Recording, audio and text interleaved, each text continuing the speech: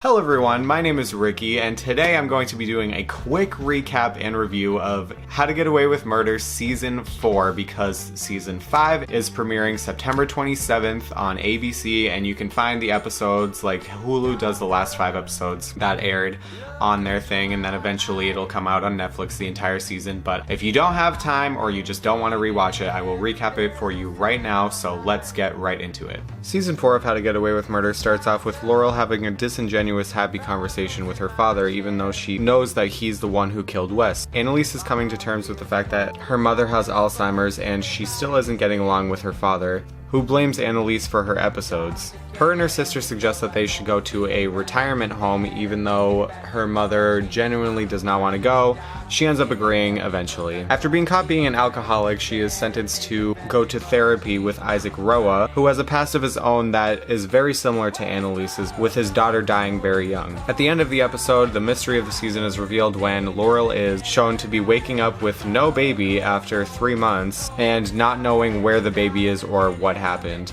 Annalise wants to do some good, and she tries to file a class action lawsuit that alleges that all of her clients, including Jasmine Bromell, who is her friend that, oh wait, no, she's dead.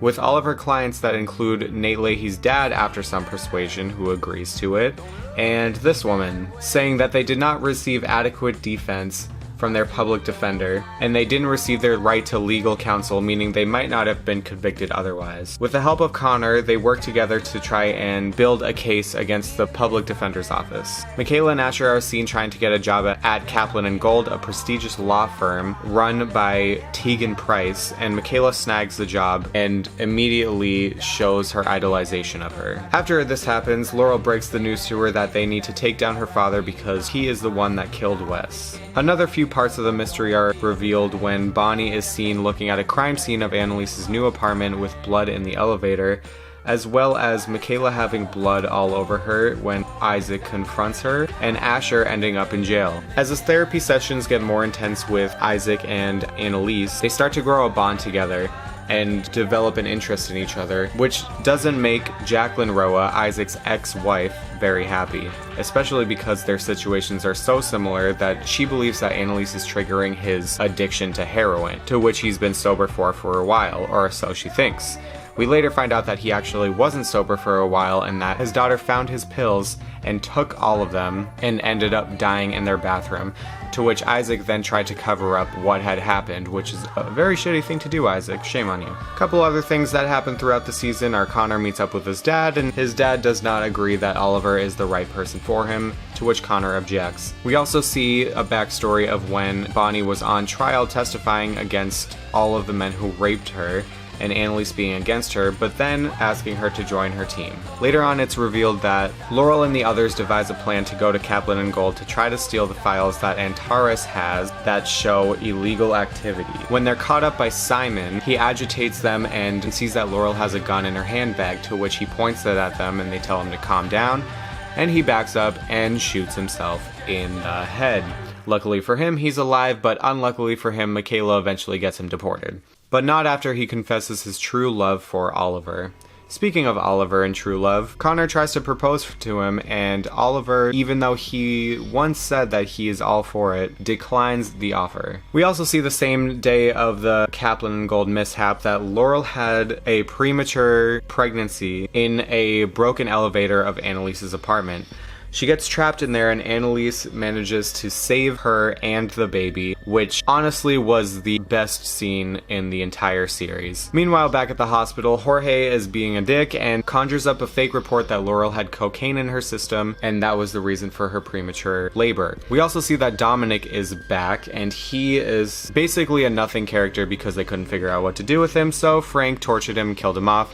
But then we see that Laurel's mom has been calling him for days, and she comes to testify on Laurel's behalf against Jorge, who is suing her for custody of the child. We also see the flashback of when Wes was calling somebody in case of an emergency, and it ended up being Laurel's mom. Laurel then told Laurel's dad that he was going to the police and he needed to do something, thus making her pretty much the reason why Wes is dead. The last time we see her is when Laurel is having a screaming match with her and looks like she's about to wreck her shit, but we never see or hear from her again. can. To get Annalise's class action lawsuit to the Supreme Court, she enlists the help of Kerry Washington, aka Olivia Pope from Scandal, and once she does, she manages to win the case, which gets her major credit from the media, even after all of the unfortunate things that have happened to her since she became an alcoholic. One of Olivia Pope's dudes, helpers, I don't know what you would call them, ended up having sex with Michaela, and Michaela for some reason let it happen, which made Asher break up with her and move out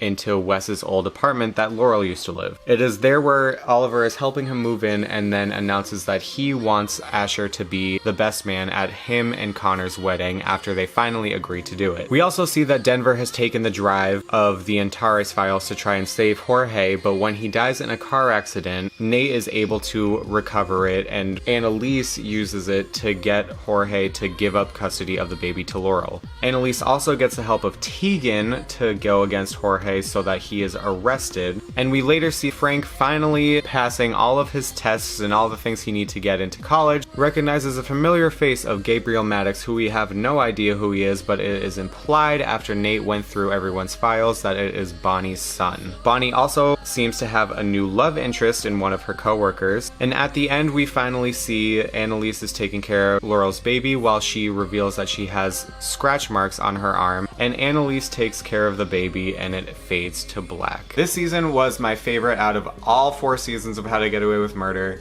I am really pleased with the change in direction that it did from season 3 because I was not too much of a fan of season 3, but season 4 was very, very good. There were terrific performances by Carla Souza, who plays Laurel, and Viola Davis, obviously, who plays Annalise Keating. And I'm kind of okay with the storyline still going in the direction of the Laurel and her family storylines. I think that they're very, very interesting, and it's something that I would like to see more of. And I'm sure with the trailer that's out, you can watch our reaction to the trailer there somewhere. We are really excited, and we think that this wedding with Connor and Oliver is going to be what the big mystery thing is, and we can't wait to watch it. We're going to be watching this entire season on my channel, so look out for that. Subscribe if you haven't already. Let me know what your predictions are for this season, and I will see you when season 5 airs, September 27th.